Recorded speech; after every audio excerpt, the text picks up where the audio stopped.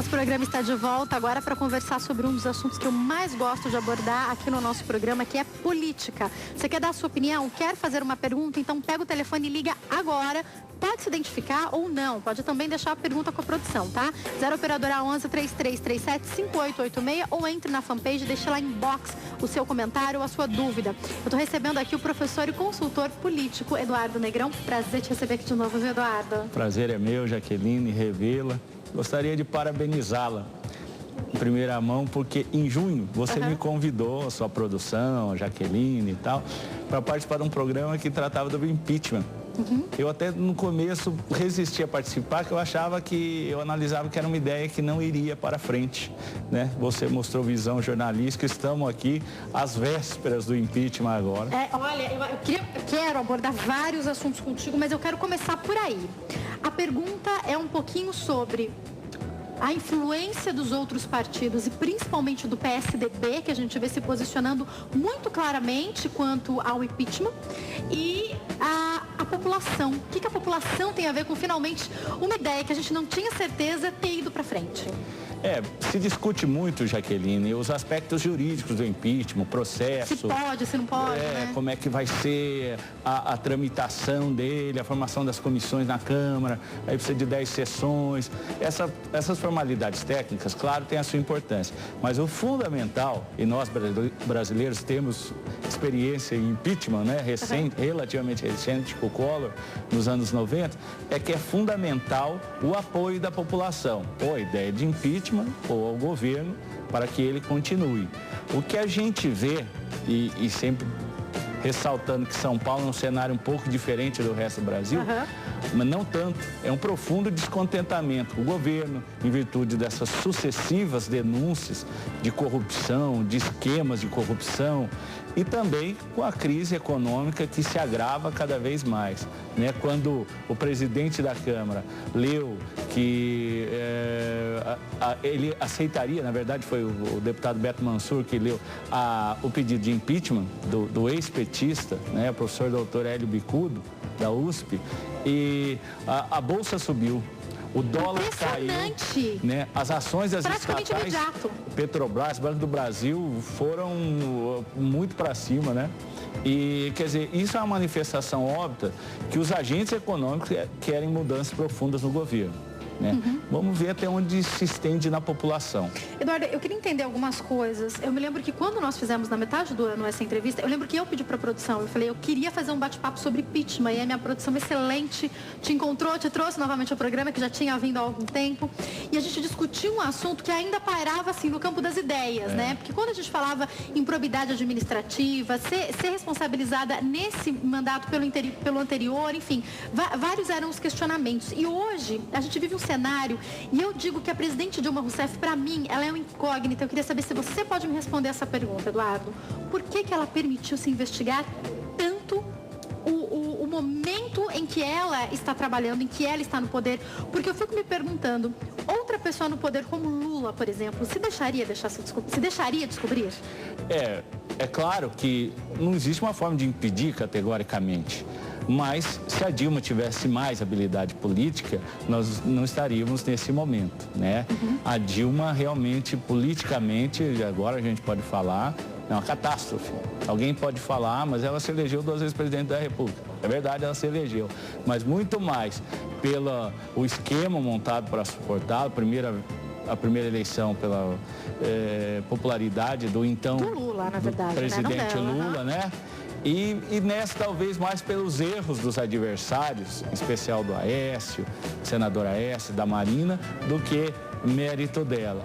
E quando eu refiro ao senador, erro é assim, foi ele ter perdido a eleição em Minas, né? Acho que quem perde na terra natal não tem mais nada a dizer. E eu acho que também teve uma aposta muito errada da Dilma contra o Eduardo Cunha. que é um deputado polêmico, que existe realmente fatos concretos atrás de diversas denúncias contra ele. Só que é o seguinte, é um fato inegável, ele é extremamente habilidoso politicamente e ele já era, ele não adquiriu isso, né? Então, a maioria dos interlocutores da Dilma mais experientes pediram para ela ir devagar. Ela primeiro tentou impedir ele de ser líder do PMDB na Câmara. Não conseguiu. Já criou-se um estresse ali. Quando ele saiu candidato à presidência da Câmara dos Deputados, ela tinha que ter ficado na dela, porque o PMDB é um partido aliado. Não, ela lançou outro candidato do PT, trabalhou contra, perdeu de novo e continuou querendo confrontar. E aí, vai um parêntese aí. O deputado Eduardo Cunha, e que pese todas as denúncias contra ele, mostrou uma coragem ímpar. Porque todo mundo fala, ele fez em retaliação, ele fez por isso e tal, mas se conta nos dedos os parlamentares nesse país que fazem um ataque tão direto ao executivo. Não estou falando só de deputado federal, não. Senador, vereadores de capitais, deputados estaduais, 99% prefere o acordo ou aquela oposição domesticada, que o cara protesta, arrasta a mesa. Mas é guerra fria, né? Não é uma coisa declarada. Arrasta a mesa, mas não dá pancada em ninguém, né? E ele mostrou uma extrema coragem. O desfecho disso ninguém pode prever. Mas uma coisa é certa, a presidente Dilma, se terminar esse mandato dela, termina ferida gravemente do ponto de vista político, muito fragilizada. Enfim, do que você fala pra gente, Eduardo, uma outra incógnita fica aqui na minha mente das declarações que eu vi, que foi Marina, que chegou a ser uma das apostas do país. Ela teve muitos votos no primeiro turno, embora não tenha chego ao segundo. Me chama a atenção as declarações de Marina, de que o impeachment não deveria acontecer. Eu não vou saber falar exatamente com as palavras dela, mas do que eu li e ouvi nas rádios, ela me chama um pouco a atenção porque ela se posiciona contra o impeachment. Essa é a impressão que eu tenho. Isso é puramente porque poderia prejudicar a volta dela, de repente, numa tentativa de ser eleita? É a lógica de raciocínio dela? Porque eu não consigo imaginar Marina nos enganando. Será que eu estou confusa? Olha, primeiro, a Marina não é o que se pensa da Marina, entendeu? É importante ouvir a população do Acre a respeito da Marina, que foi lá que ela exerceu o mandato. Segundo, ela é uma pessoa de difícil trato politicamente, já mostrou isso durante a campanha. Ela saiu candidata pelo PSB, um partido que, por coincidência, eu conheço muito bem, já assessorei diversos dos integrantes. E foi às pressas, né? E meio que fazendo biquinho, eu tô nesse partido, mas se eu me eleger presidente, não contem comigo. É óbvio que a pessoa, se você prometendo tudo para os seus aliados, você corre risco de ser traído. Imagina. Se você já passa insegurança logo no início do processo, né? E ela... E vale falar que no momento em que escolheram ela para substituir na eleição, o marido dela estava no PT, né? Ele imediatamente pediu para sair do cargo. Então, tem muita coisa que tem que ser estudada, então, né? A Marina tem essa relação do PT, parece ex-esposa ciumenta. Divorciou do marido, mas quer saber se o marido... Só eu posso falar mal, né? O que ele está fazendo. Então, o corpo dela saiu do PT, mas a alma ainda não. Isso é inegável. A simpatia, inclusive a Marina contava com uma adesão em massa que eu digo, alguns deputados do PT que planejavam deixar o Partido dos Trabalhadores e ir para o Rede, o partido dela, o partido mais complicado do mundo, já nasce como complicado, né? No sentido de adesão, filiação. Conversei com outros consultores políticos, o Rede é como a Marina, é complicado. Entendeu? E essa declaração dela foi muito infeliz. A segunda parte da declaração dela é assim: eu sou contra o impeachment porque sou a favor da cassação da Dilma por vias legais, porque corre um outro processo no STF contra a Dilma de abuso de poder econômico. Mas assim, é de uma infelicidade política, sabe? Que não dá para acreditar que essa senhora foi 2 vezes senadora. Porque assim, a falta de habilidade política dela já chamou atenção na última eleição e agora volta a se destacar. Ela sempre prejudica primeiro os aliados. A impressão que passa, só para concluir, é que a Marina tem um projeto pessoal.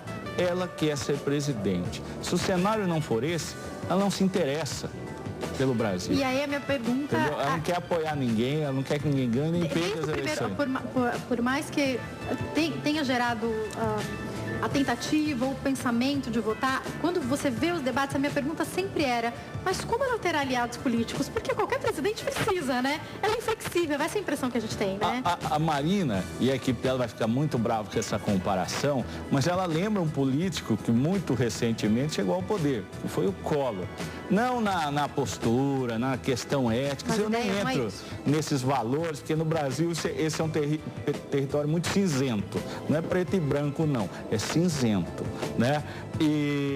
Mas assim, pela inabilidade de fazer e manter alianças, o Collor também, quando ele se tornou presidente, ele se achava dono do Brasil. Começou a ignorar todos os partidos que o apoiaram e fazer as coisas que davam na cabeça dele. Esse é um presidencialismo de coalizão. Você ganha sabendo que você já se elege com votos de outros partidos, vai ter que governar com uma aliança grande de partidos, por termos mais de 30 partidos no Brasil. Então, o cara que imagina você presidente, eu que vou comandar e tal.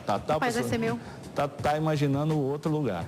Me chama até a atenção, agora há pouco eu conversei com o nosso repórter Eliezer Pereira, que tentou explicar pra gente o cenário que São Paulo vive com relação às escolas, e o que é interessante é a gente tentar descobrir qual é o lado que está certo, quando não deveria ter lado. Eles têm que trabalhar a nosso favor, a favor da população, e a gente não consegue descobrir qual lado está certo. Tem alguma coisa bem estranha acontecendo, não só aqui em São Paulo, mas no Brasil todo, não é verdade? A classe política já há algum tempo, Jaqueline, se descolou do eleitorado. Assim, eles têm um projeto, na maioria dos casos, projeto pessoal. O prefeito quer ser deputado, o deputado quer ser prefeito de capital, que quer ser senador, quer ser governador. É um plano de carreira, então, né? É um monte de gente pensando sozinho. Isso se reflete agora. Por exemplo, o próprio senador Aécio, num primeiro momento, ele vacilou com relação ao impeachment. Por quê? O impeachment, nos moldes que está colocado, ele põe na cadeira de presidente o vice-presidente Michel Temer, que é um político experiente, que apesar de prometer que não vai sair candidato, isso é uma promessa que nunca é cumprida, todo mundo sabe, né? E que ia mudar muito o cenário. E o Aécio está numa situação confortável de ser o candidato natural da oposição na próxima eleição. Então, como ele não tinha certeza se isso beneficiava ele pessoalmente, que é o pensamento da Marina, o pensamento do senador José Serra, o pensamento do governador Alckmin, fica todo mundo pensando assim, tudo bem, eventualmente pode acontecer o impeachment, mas e para mim? Será que não é melhor esperar acabar, porque daí eu volto com tudo para as próximas eleições, Só que os tucanos já tentaram isso no mensalão, vamos deixar o Lula ferido, que depois a gente ganha a eleição e isso... Não aconteceu isso. Falta combinar com os russos, como dizia o Garrincha. Me explica uma coisa, existe uma ordem de sucessão caso aconteça o impeachment.